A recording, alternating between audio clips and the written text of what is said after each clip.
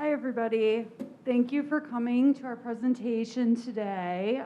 This is our third presentation of the series in writing and communication offered by the RIT Graduate School. I'm Christine Huesner. I'm the project manager at the Graduate School. I hope to continue this programming next year. If you're not graduating, you have something in mind for next year's programming, you can let me know what you'd like to see.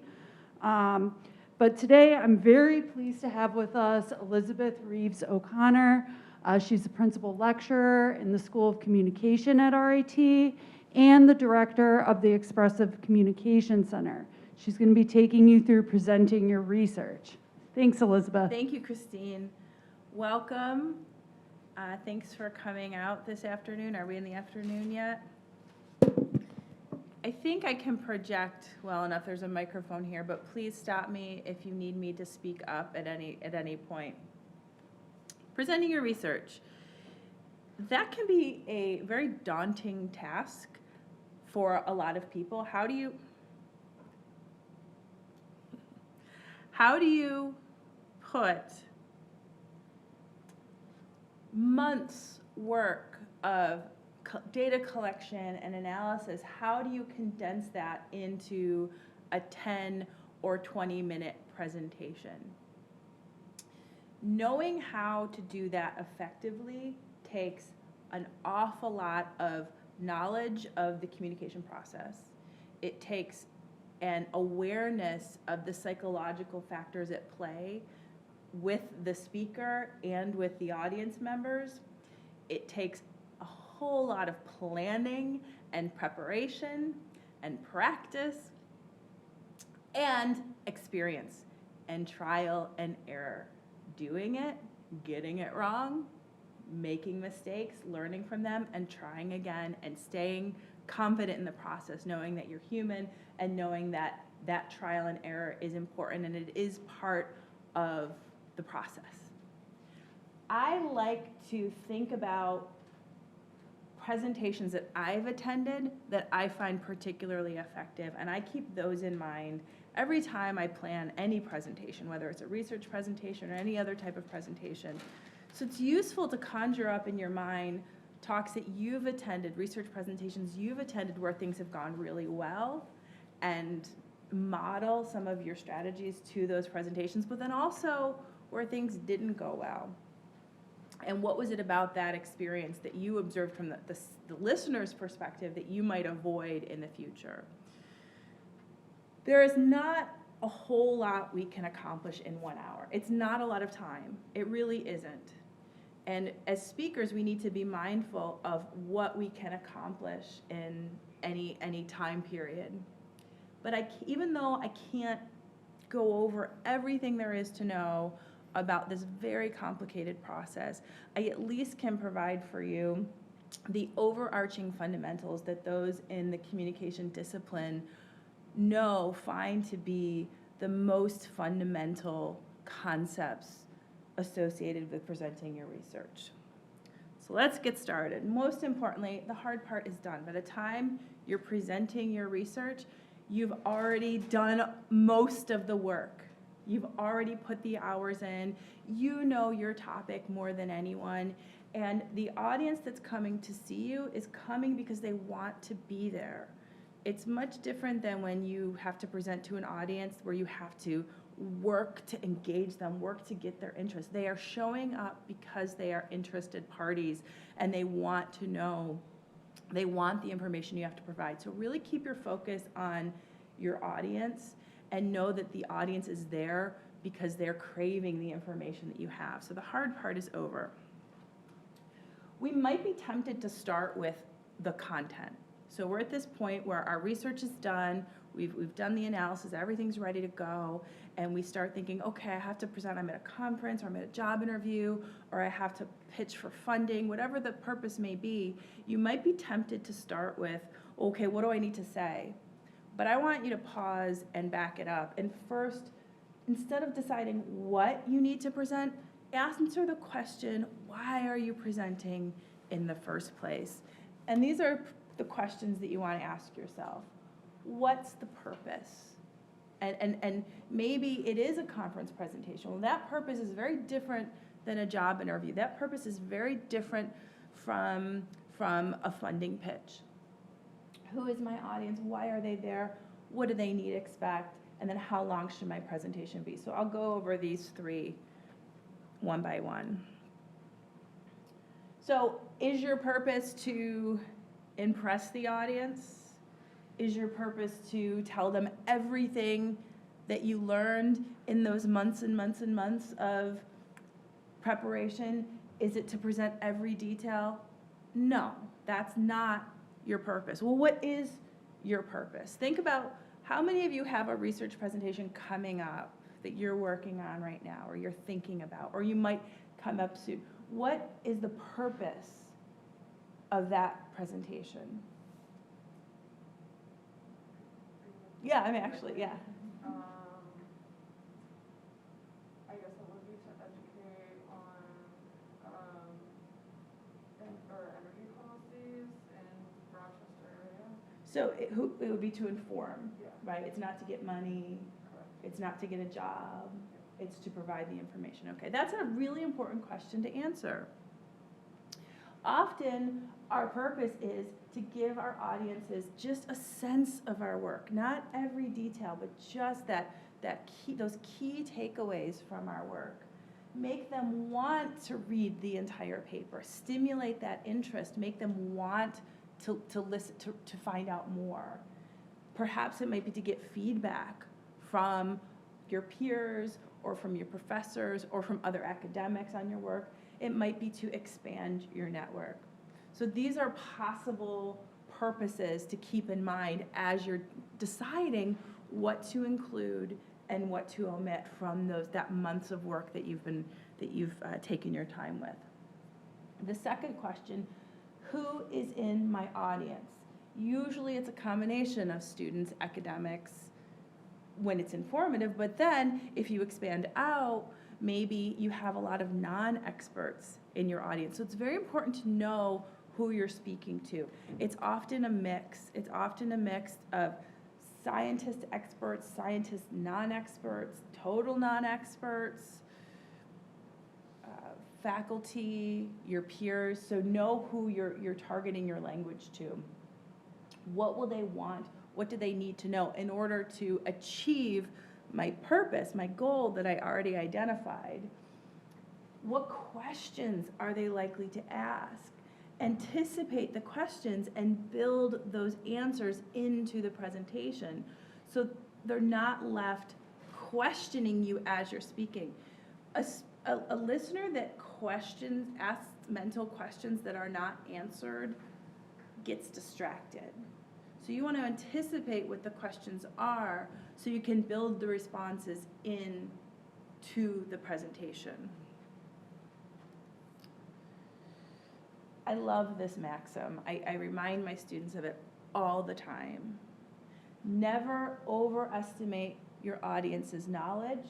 Never underestimate their intelligence. Going back to my first point, you know more than anyone else in that room what your research is and the ins and outs of it. And even other experts in your field are not operating with the same language that you are, the terminology and language. So being able to know the level of specificity, the level of detail, how technical you can be. You don't want to speak above the audience, but then you also don't want to be condescending. So it's finding that balance of knowing how to reach your particular audience, and very challenging because it is a mix. There is going to be a mix. So how do we reach everyone? And then that third question. This is such an important question, and I think it's often overlooked by presenters, that they really don't start by thinking how much is appropriate for this particular time limit. And this is true for any presentation you will ever develop. How much time am I working with? Because that will help you make those important decisions about what to include and what not to include. It also is a sign of respect for your audience. when you manage your time well.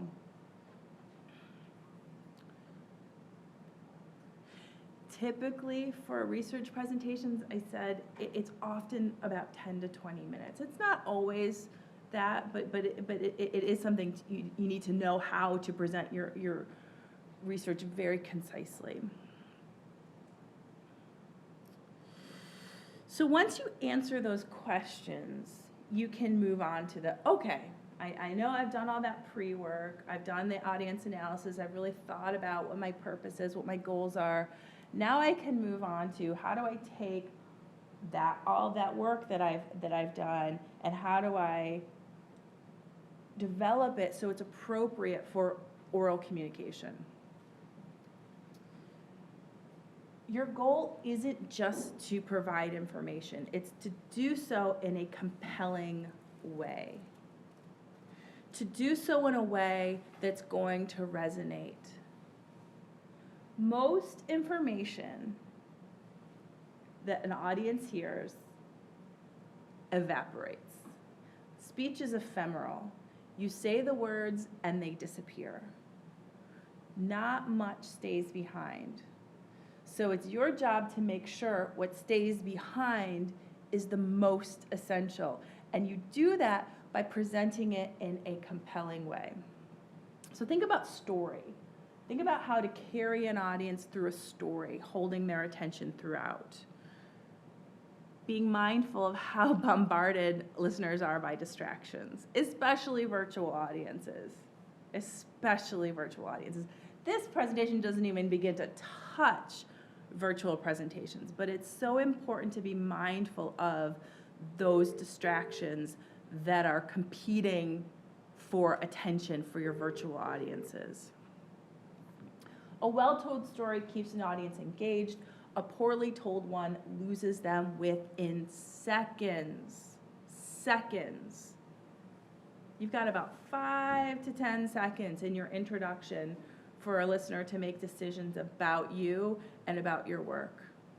Now, you might have a rough start, and that doesn't mean you can't build from there. You certainly can, but you're setting yourself up to make up a lot of ground.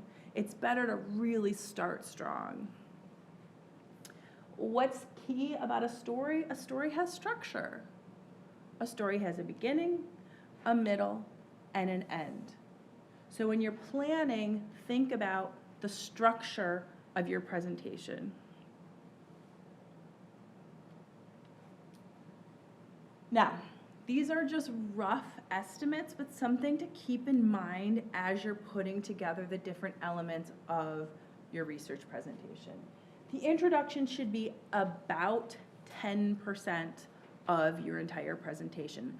The body takes up the bulk of the presentation at about 85%, and the conclusion should be about 5% of the presentation.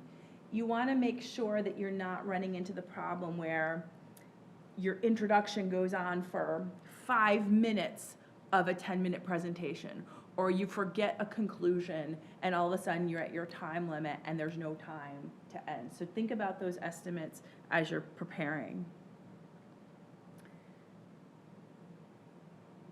I said you got a few seconds in the intro to make that first impression. I can't say enough about how important that is. In communication, we call it the primacy effect. The primacy effect is that the idea that at the beginnings of messages, audiences are paying most attention. Think about beginnings of movies, beginnings of books, beginnings of conversations, beginnings of presentations. It's when you're most focused, and it's what you tend to remember most, the primacy effect. So take advantage of those opening seconds and minutes of a presentation to really grab the audience, to hook them, to start with a compelling question. Avoid, hi, my name is, and this is my research. Think about how to stimulate. You dove into this research because there's something about it that you found intriguing. So maybe tap into what that was and marvel at it with your audience members. Of course, you will want to introduce yourself and provide your background. I had the benefit of being introduced, so I didn't need to spend time with that. But think about that. Are you going to be introduced? Is it a conference? Are your details already in the program? So how much time in your introduction do you have to spend providing some credibility and background? Also in the introduction, you might reveal your topic, provide some context for your research, some rationale for why you chose this topic in the first place, or how the topic relates to your broader academic community. And then finally, before you leave the introduction, provide a roadmap of what's to come. This is that structure piece, that story piece that's so important. You don't want to get lost in the story. You want to guide your listeners through the story. So you start here by previewing what's to come, and it helps them stay focused, it helps them stay engaged, and it helps them remember the key points.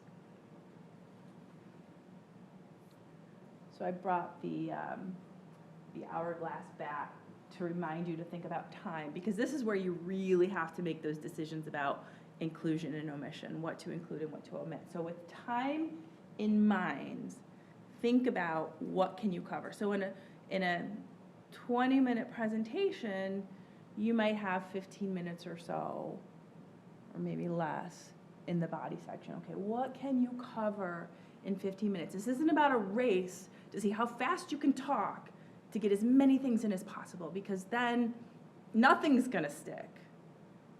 It's about taking your time with what you find to be most essential. Remembering that most information is completely forgotten after a presentation. So consider, what outcomes do you want to achieve? What critical messages do you want the audience to remember? Do you need the audience to remember? The word sticky is one that you can think about. What do you want to be sticky? What do you want to stick? And what action, if there's any action, what action do you want the audience to take?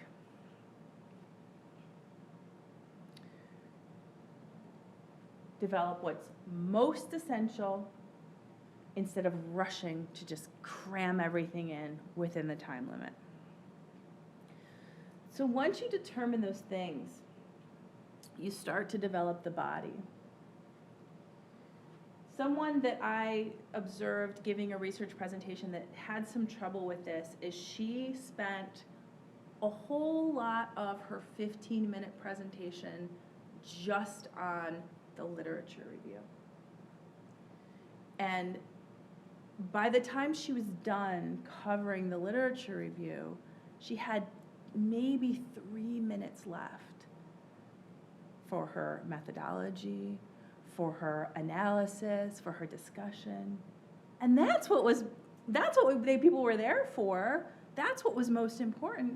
So she really needed to think differently about how much time she needed to spend on that literature review. So you're going to think, all right, maybe I need to spend 2 minutes on some background literature, and then maybe 3 minutes on my theoretical framework or my methodology, whatever you determine is most important for you, and then on the results and the discussion. And you're going to separate those sections that you've come up with, and you're going to isolate them. So first I'm going to talk about, maybe we'll start with the theoretical framework. Second, I'm going to talk about the literature review. Third, I'm going to talk about my methodology.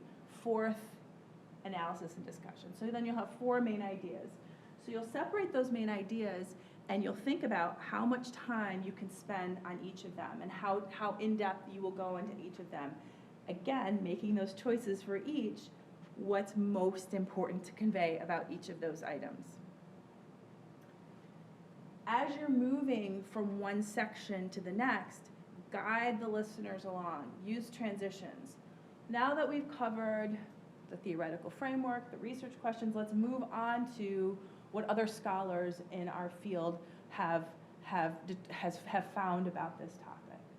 So guide the audience. We previewed the points in the introduction. Well, now we're going to help give them handholds, like when you're rock climbing. You grab a handhold. Same thing. You're providing a handhold. They're called signposts or transitions in public speaking.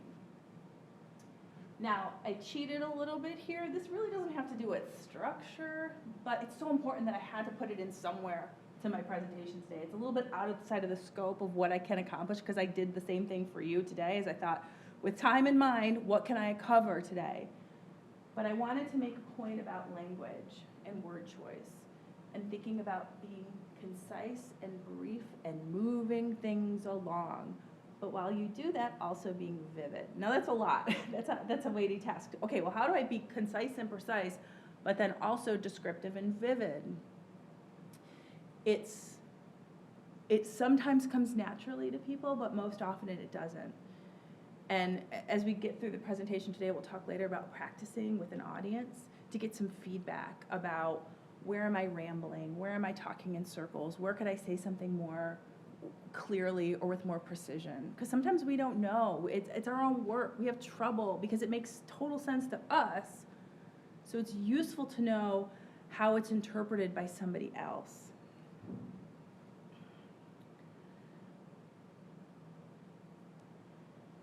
Okay, so I talked about the primacy effect. Well, it turns out there's a complementary effect known as the recency effect. Now think about what happens at the end of movies, at the end of books, at the end of classes, at the end of conversations.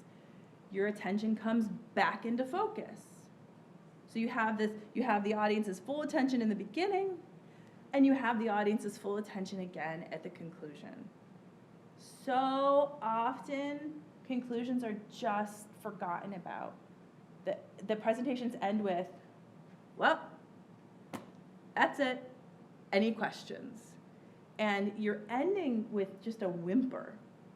Instead, you want to go back to those key messages, any actions you want the audience to take, and make sure to round out everything and end with a definitive statement that tells your audience the package is done, the package is tied up, everything's done, the conclusion.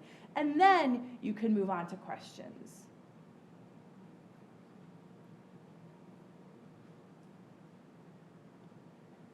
Once you establish your structure, decide what you want to say, how you're going to organize your information, and think about how you're going to word your points.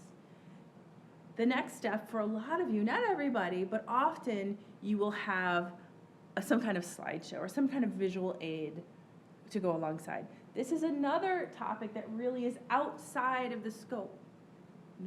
That's really outside of the scope of this presentation, but it's essential that you think about it. That you think about how your visuals are working to either help you or hinder you. And with virtual presentations, it's even more important because you're really hyper-focusing on them in the virtual space. They're right in your face. Here, you're going back and forth, but in virtually, often the slides are the most prominent thing on the screen. Some key points to remember about visuals: tell your story simply. Use images where appropriate. Apply the glance test. The glance test is a 3-second test that the audience needs to be able to understand what's happening in the visual in 3 seconds or less. Otherwise, you're asking them to compete with you, because we can't read or interpret and listen at the same time. Unless you're going to pause and give the audience time to interpret or walk them through the points, you want to make sure your slides pass the glance test. Keep your slides clean and consistent, using a consistent color scheme, a font scheme, making sure everything is visible from all parts of the room, so thinking about your environment and where you'll be presenting. And always, always, always, always have a plan B, because technology will fail you. Did you cover what the glance test is? Since it's I haven't heard. The 3-second glance test. So your audience should be able to look at a slide and within 3 seconds understand what's going on there. and not try and figure it out. So slides that are loaded with data or loaded with text can be, you're losing the audience's attention because they're not sure where to look. Unless, and the exception is, unless you pause and work through them, work through what's on maybe a more complicated graphic or table with them. So what it does is it shows that you are mindful that this slide here needs some interpretation. So I'm going to help you work through it so you're not asking the audience to choose between listening to you and paying attention to the visual.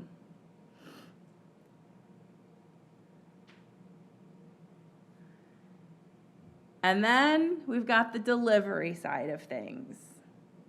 And so often I talk to my students and they really have this idea that it's delivery that's the most difficult part of presentations, the most important part about presentations. Now, based on the first half an hour here, you should know that I don't think that's true. I believe that content is most important. However, I recognize that your delivery can make or break the whole thing. But absent of the solid content and structure, it doesn't matter how charismatic you are, how confident you are, how slick your presentation style is. But imagine if you have really solid content. Your research is fascinating and your results are, you want to share them with the world because of what you've discovered, yet your delivery creates a barrier. Well, then you're not being as effective as you can be. So these are some important reminders for yourself as you're thinking about how to practice delivery. Number one, think about eye contact and how memorization and direct reading affect eye contact. So rote memorization, robotic memorization, it makes it difficult for the audience to feel engaged because you're not really presenting your authentic voice. What I'm doing right now is extemporaneous speaking, where I have carefully prepared notes, carefully prepared outline, but my wording is happening in the moment. I haven't memorized anything.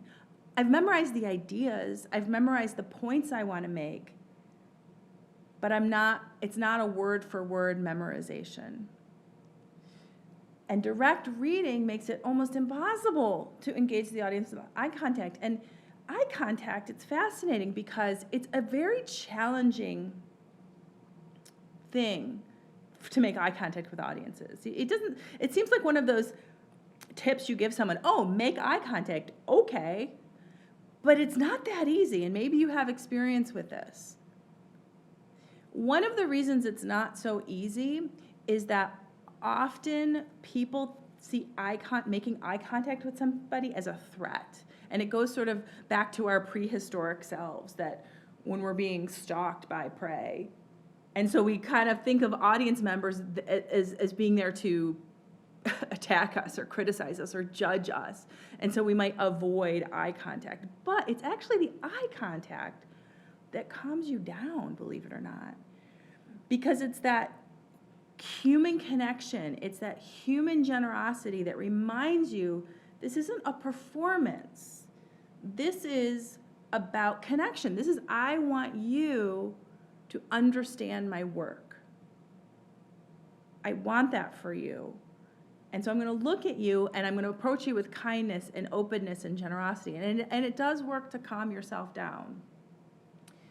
Body language. Keep your body language open. When you collapse in on yourself, not only do you create that barrier between you and your audience, but it also makes you feel less confident. I don't know if you're familiar with the research on power posing. Now, I know there's some controversy here about it not being replicable, but I don't know. I've tried it, and there's something there for me personally. So if you are looking for some techniques, some tricks, some tips to help boost your confidence, it's worth a try. The TED Talk is by Amy Cuddy. I think it's called Power Posing or something. Just Google TED Talk Amy Cuddy. But what her research found is that when you open yourself up, and she has this method where she actually says before a presentation, go into a private room and just stand with yourself as big as possible, put your hands on your hips, a superwoman, superman pose, and for 2 minutes. And she argues that it will result in a boost in testosterone, your dominance hormone, and a decrease in cortisol, your stress hormones. So it'll be less stress reactive and more confident, more dominant. And the opposite, when you close yourself off, the opposite effect happens. You feel more stressed out, more anxious, and less confident. I do that too. Like, I open myself up before stressful situations in my office or in the bathroom. But I also think about that when I'm speaking, about how opening your body up not only invites the audience in, but I like to think something's going on hormonally there as well. When you move deliberately. When someone is anxious or not feeling confident, how do they move? What are some giveaways? What are some clues that someone is not really feeling their best? Repetitive twitching. Twitching, fidgeting, some dancing they don't really stand still, or there's a rocking that happens.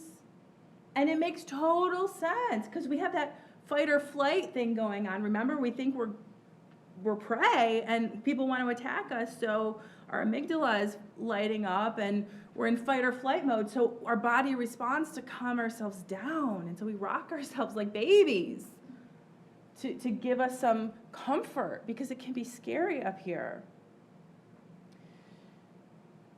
So think about how to harness that nervous energy that you might have and don't put it inward, but actually move. Your body wants to move. Let it move.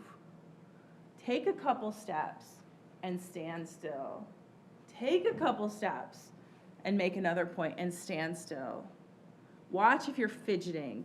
Or I used to have a bad habit of playing with jewelry. So I started taking off my jewelry before a presentation. Or if there was a paper clip or a pen, I'd click it, or I'd unwire the paper clip. So I've learned to clear my space. Sometimes sleeves can be something people fidget with. So just know what's happening with your body, and we'll talk about practice in a minute, but that's something to ask others about too. Hey, what was I doing? Because sometimes we don't even notice what we're doing.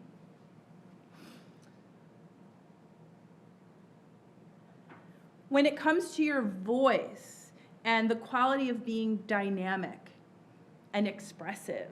Think about your pitch, how high or how low your voice is, your rate, how fast or how slow your voice is, and your volume, how loud or how soft. Christine just let me know that I needed to speak up. So I even have a microphone, but you really have to think about the corners of the room. That's with eye contact too. You really think about the corners of the room and making sure your voice is carrying. It may feel uncomfortable, especially for more reticent speakers, but you want to command attention. And then that when you vary your pitch rate and volume, you have that spontaneity, you have that conversational quality. When we're just memorizing and we're just reading, we fall into that monotone pattern that really puts everybody to sleep. Pause, allow for silence, allow for processing. When you say something, give your audience a second to mentally think about it, to respond, because otherwise that ephemeral speech goes away. If you stop and let them have it sink in and process it, it's more likely to bake in and be more permanent. Articulation and enunciation. Form your speech sounds crisply and distinctly. Avoid running words together, mumbling. And watch out for those verbal fillers. We all have them. Likes, you knows, so's, Maybe you have your own special one. Mine happens to be so. I learned this in the pandemic era because I was recording myself so often and watching myself back, and I thought, oh my gosh, I have a big so problem. And the thing about these, now that I've said it, you're going to think about all my so's. Now that I have an awareness of it, it's something I'm working on. But it's like eye contact. It's not as easy as saying, just do it. You really have to work at it. You really have to plan and think and pause. Now, are you going to stop listening to me because I have a bunch of so's? Probably not. No. We're not awful people. We're not awful listeners. I'm not that judgmental. But if it's really bad, if it's really a problem, it can get in the way. It can be really distracting. And I know you've all been to presentations where someone has a real filler problem or a real problem with those distractions. And it's sometimes, I've been guilty of it. I will sometimes count when I'm really not interested in what's going on.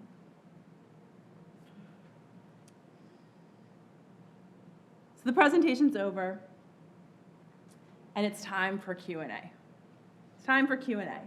And this is typically part of most research presentations.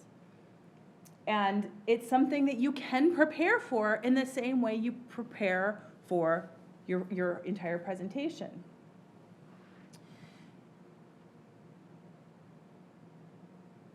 When you are asked a question, it's useful to repeat it back for a couple reasons.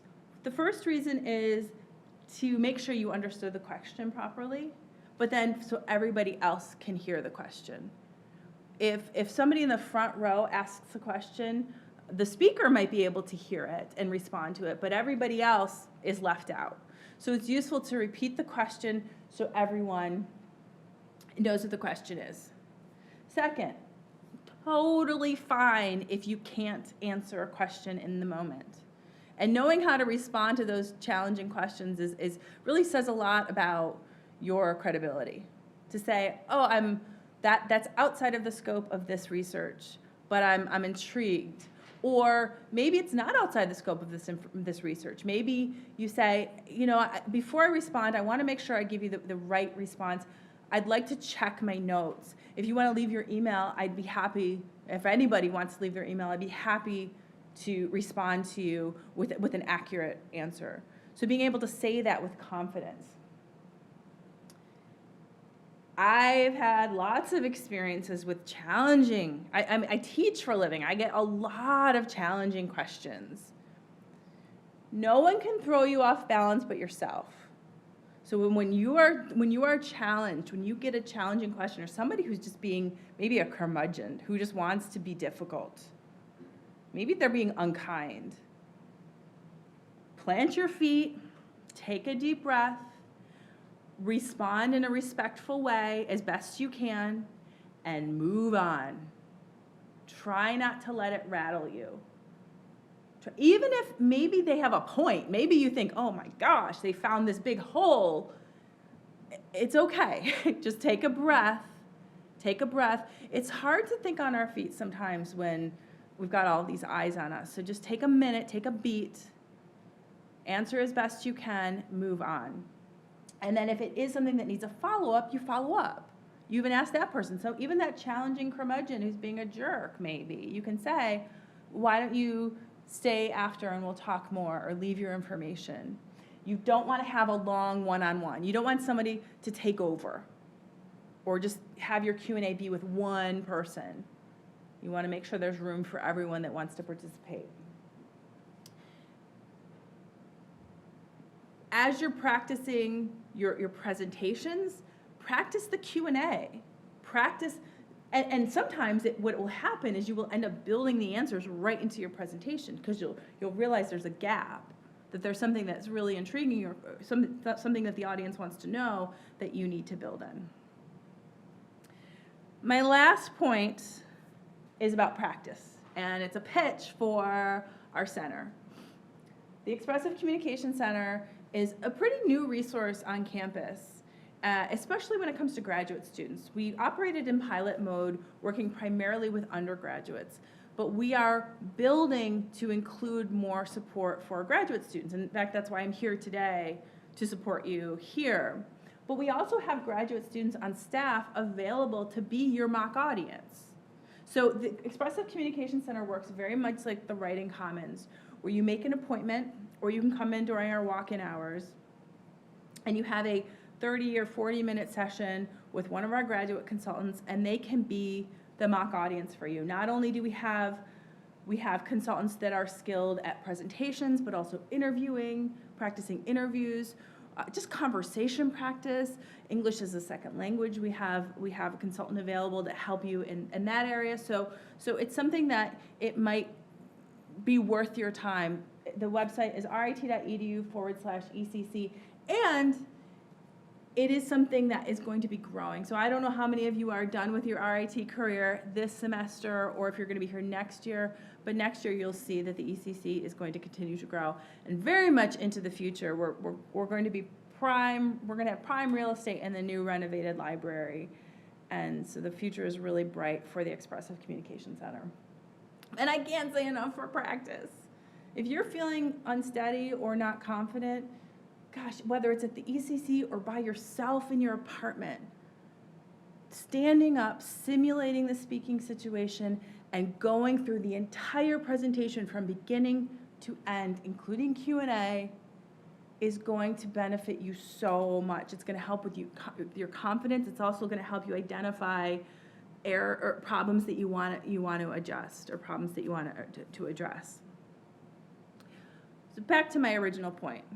There's nothing that I can say in 1 hour that's going to make any of you ready out of the gate to go give your most ideal presentation. But I hope that it's enough to at least get you started.